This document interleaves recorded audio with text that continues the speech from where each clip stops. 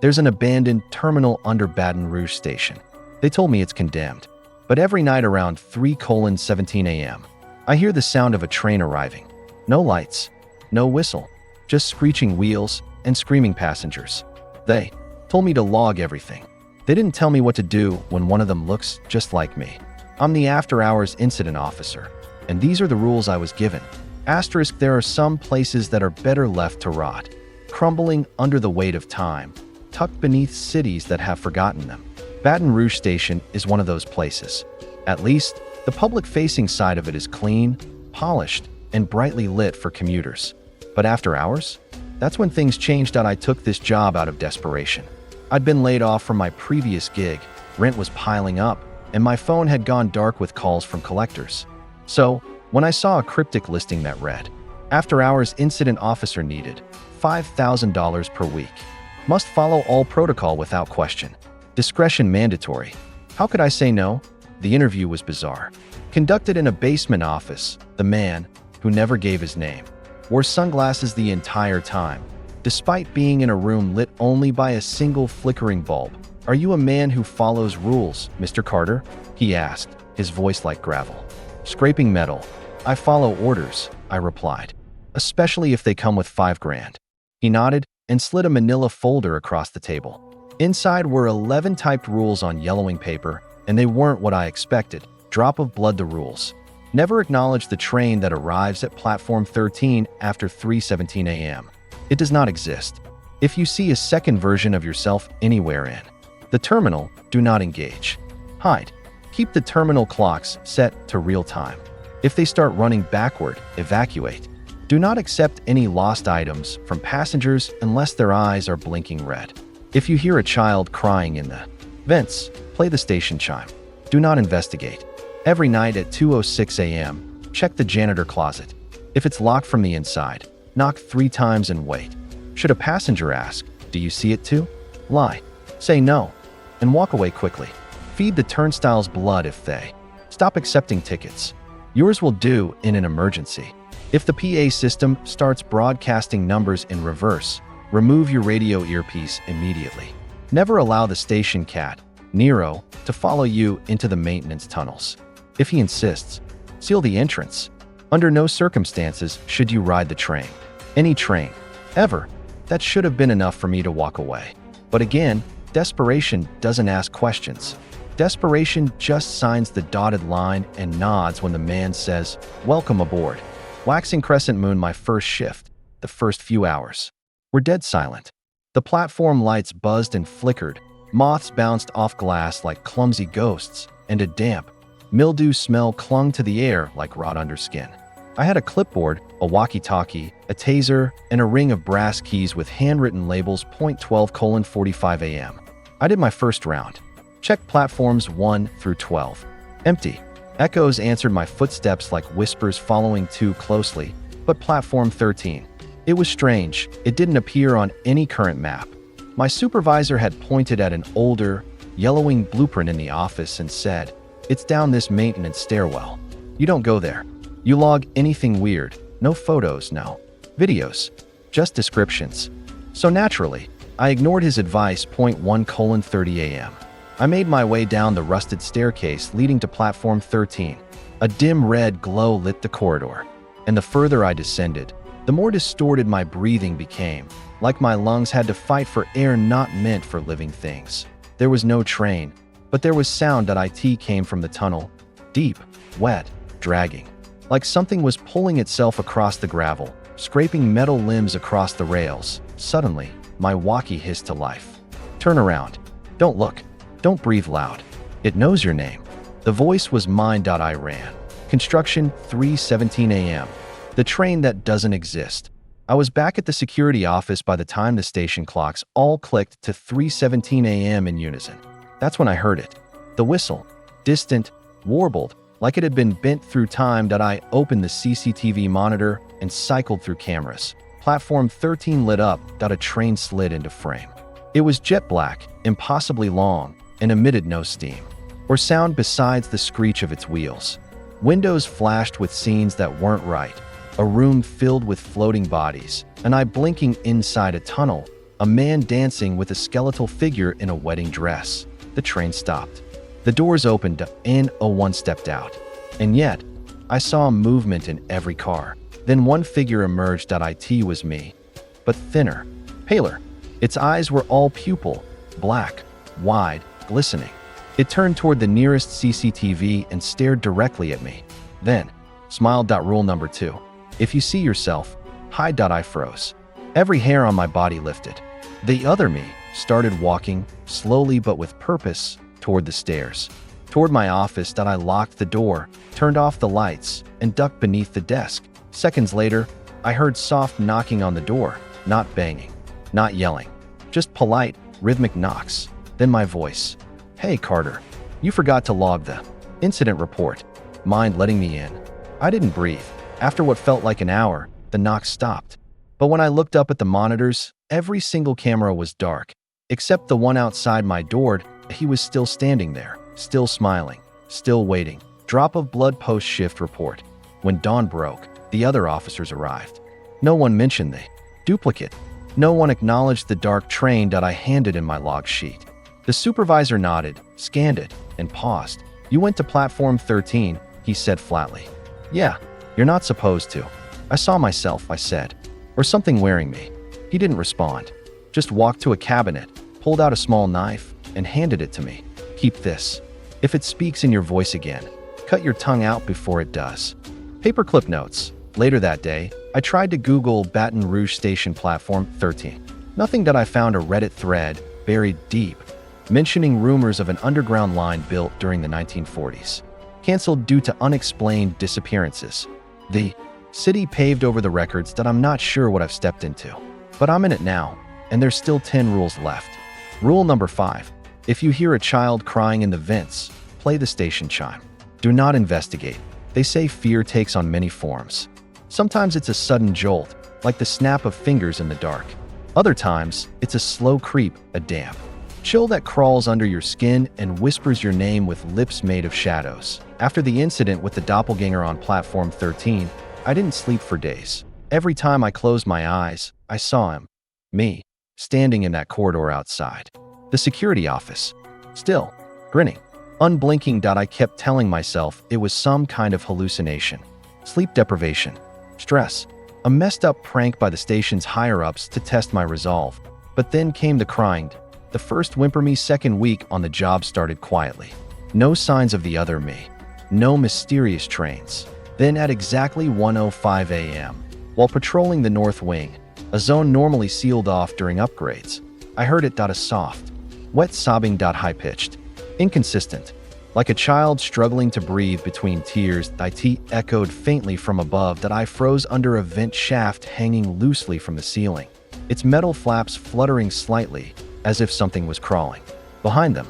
I tilted my flashlight up, heart thudding, skin tingling with unnatural dread. And that's when I remembered Rule 5. If you hear a child crying in the vents, play the station chime. Do not investigate. I fumbled for my walkie and activated the chime override. The haunting 3-note tune echoed through the station. Dying. The crying stopped instantly. Not faded, stopped, like a switch had been flipped on a tape recorder. But I swear, I heard it move, fast, slithering deeper into the vent system. And it was going toward the center of the station. Repeat button. The vent thing begins to FNW. Over the next few nights, the crying became routine. Always around 1 a.m. Always brief, but sometimes it didn't come from above. Sometimes I'd hear it coming from the locker room, or beneath the vending machines, or under the third step on stairwell B, which had a hollow echo when tap point. One night I got cocky. I stood below one of the main shafts and yelled, "Hey, are you okay up there?" Big mistake. The crying immediately stopped. Then I heard a low growl, like static mixed with a throat clearing. You heard me. It wasn't a child's voice. It was deep, broken, wrong, and it was mocking me. Locked with key. The locked janitor's closet. A few nights later, I was doing a routine perimeter check when I noticed the janitor's closet door, which hadn't been used in decades, was locked from the inside. My stomach dropped. Rule 6. Every night at 2:06 a.m., check the janitor closet. If it's locked from the inside, knock 3 times and wait. I looked at my watch. 2:05 a.m. Right on cue, I approached the rust-covered door, heart hammering like a tribal drum in my ears. Took a deep breath and knocked 3 times. Nothing. Then tap, tap, tap from the inside. Slowly, the doorknob turned, but the door never opened. Instead, something slid underneath. A photo.an old, stained Polaroid of a little boy, maybe 8 years old, with hollow black eyes, standing in the station's lost and found room. Scribbled on the back were 2 words, "Still here." Video cassette CCTV. Just the photo shook me. I went back to the control room and rewound the CCTV footage for the past hour at 1:03 a.m. Just before the crying began, I saw something on camera. 17. Above the food court, a vent grill fell from the ceiling, and something dropped from it. Not a child, something pretending to be a child. Pale limbs, too long.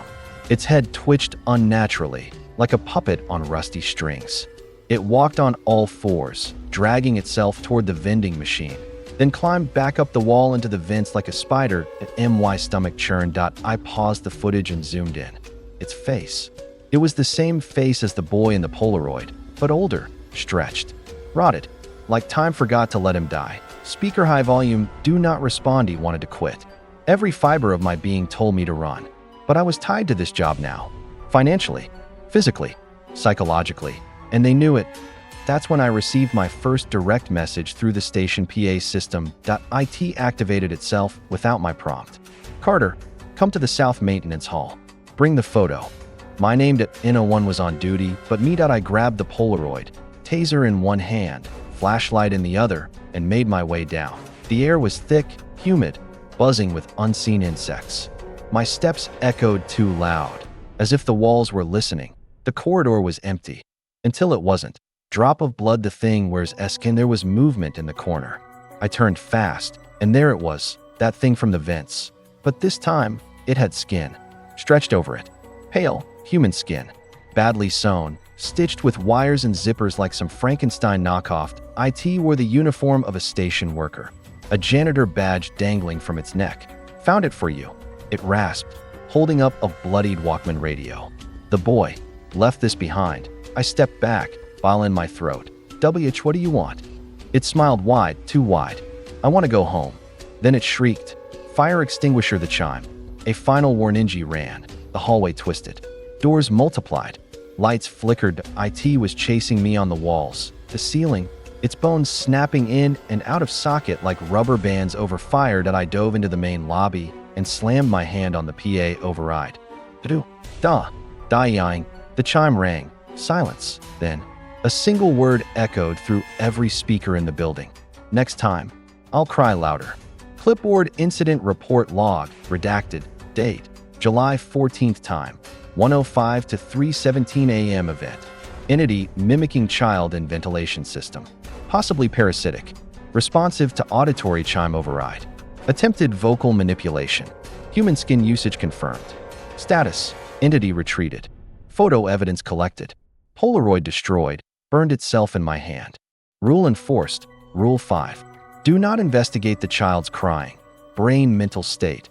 Fragmented. I hear scratching now even when I'm home. I covered my air vents. I sleep with headphones in.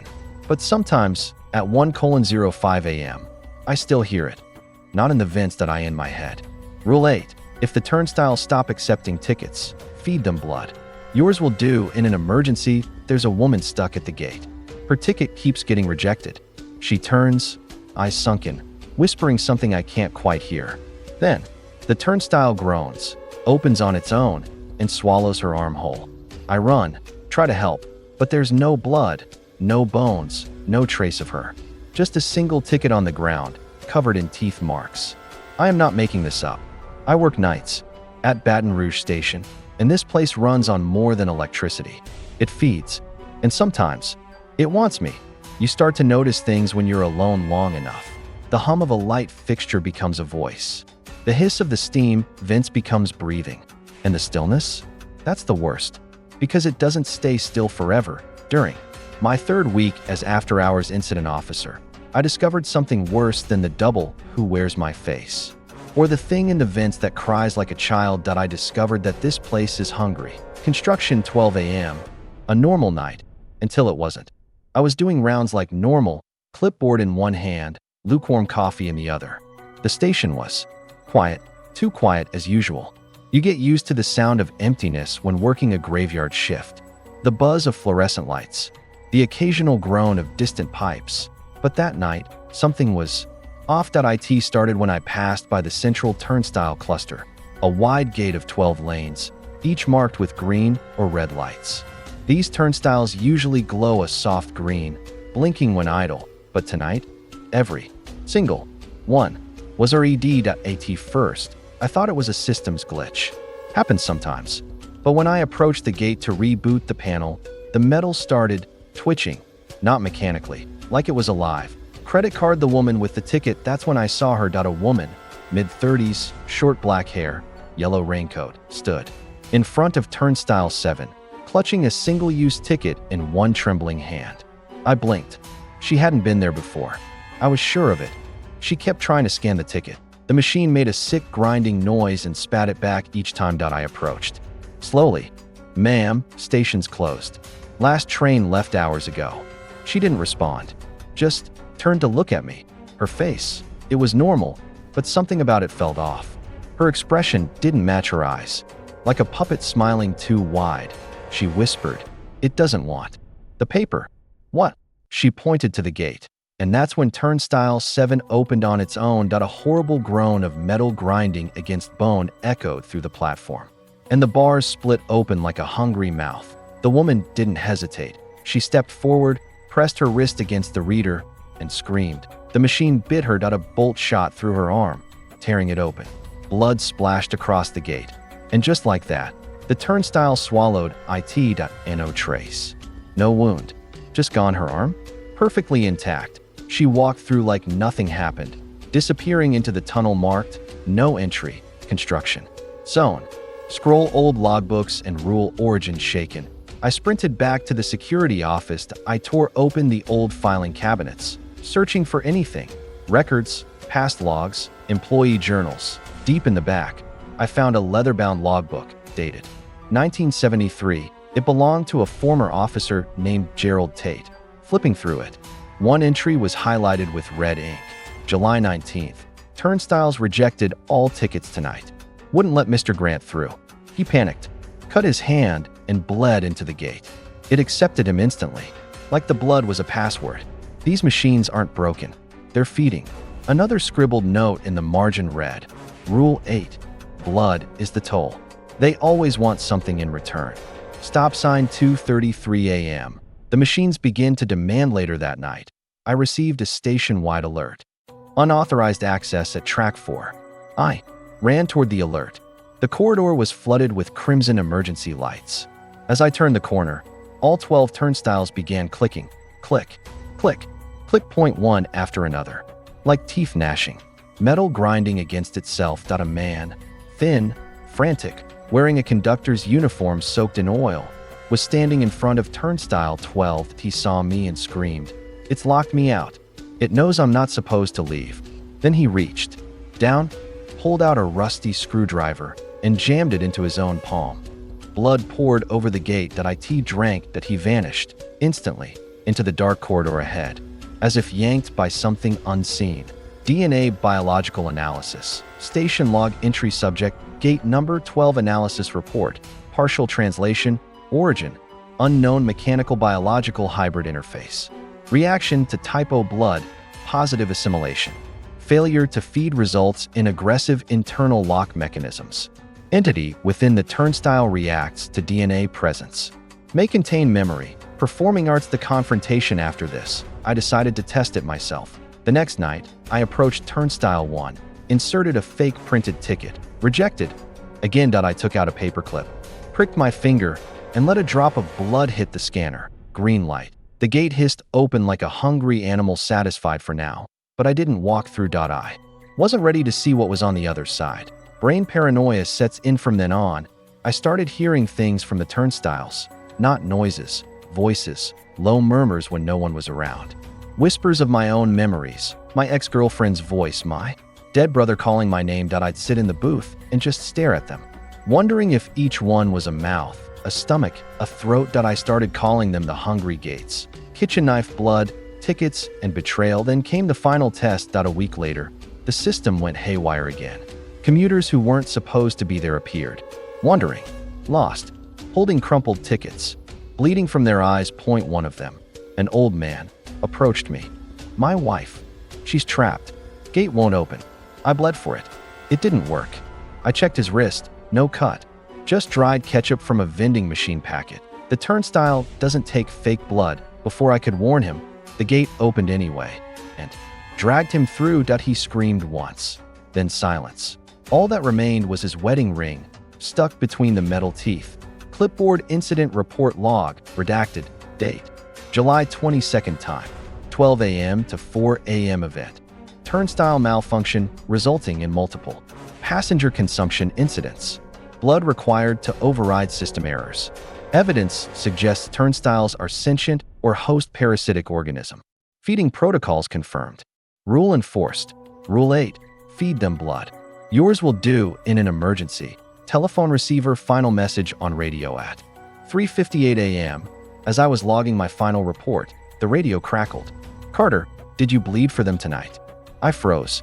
Because they remember. And they want more next time. A drop isn't enough. The voice wasn't mine. It wasn't my supervisor. It wasn't human. The gate nearest my booth opened on its own, just wide enough for a wrist. Brain final thoughts. This station runs on secrets, on rituals, on pain. The trains don't just arrive. The turnstiles don't just open. And the rules don't just warn you. They protect you from becoming part of the system. Rule number 9. If the PA system starts broadcasting numbers in reverse, remove your radio earpiece immediately. 2:43 a.m. I'm in the control room. The monitors flicker. Then I hear it, faint static over the intercom. And then numbers. Backwards. Fast. Getting faster. I yank my earpiece out just in time. My nose starts bleeding. My vision doubles.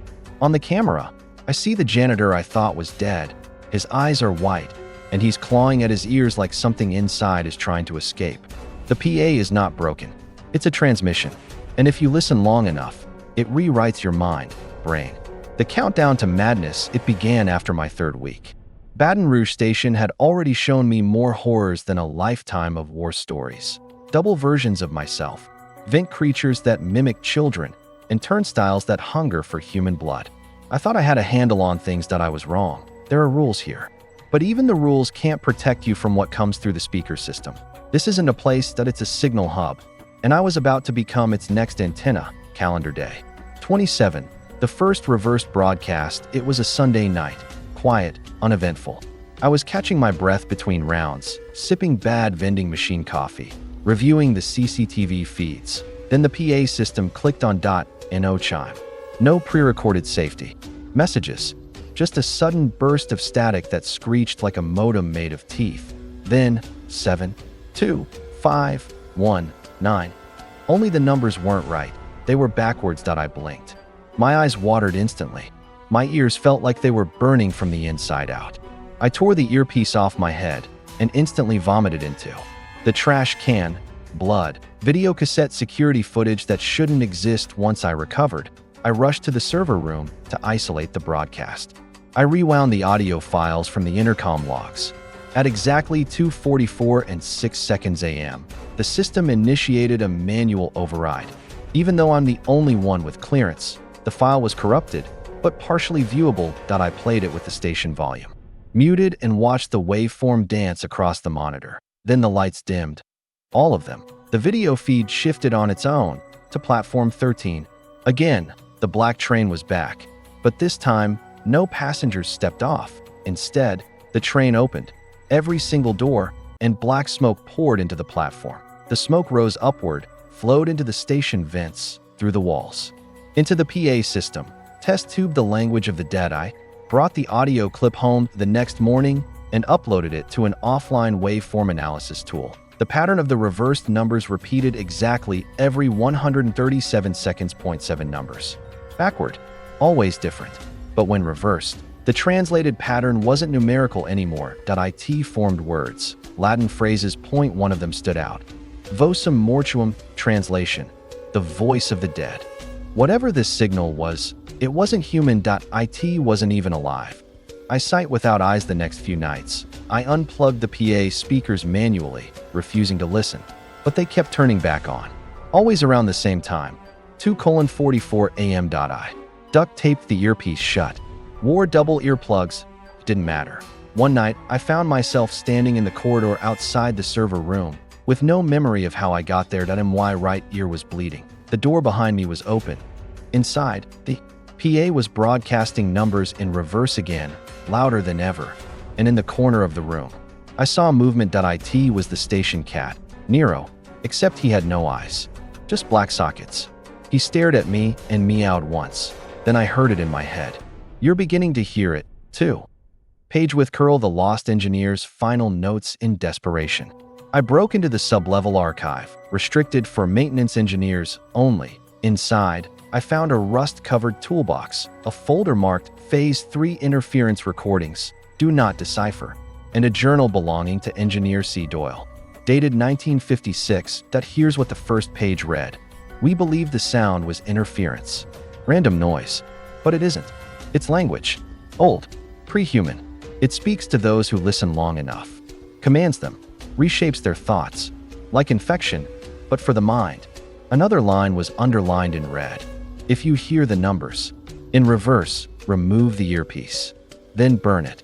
Brain symptoms of listening too long. My descent. After that, I started experiencing episodes. Time blackouts, hallucinations. My own face melting in mirrors. Voices whispering behind my teeth, dreams of tunnels carved from bone, filled with screaming radios. I tried telling my supervisor. He didn't say anything, he just handed me a bottle of prescription eardrops, the NO label. Just a sticker that said, use when the voice calls. Police Garlight emergency lockdown. The broadcast spreads July 29th, 2:43 a.m. It finally broke containment. The PA system blasted the reversed numbers so loudly that all 12 monitors in the booth cracked. The station's overhead lights began strobing. Blood poured from my nose.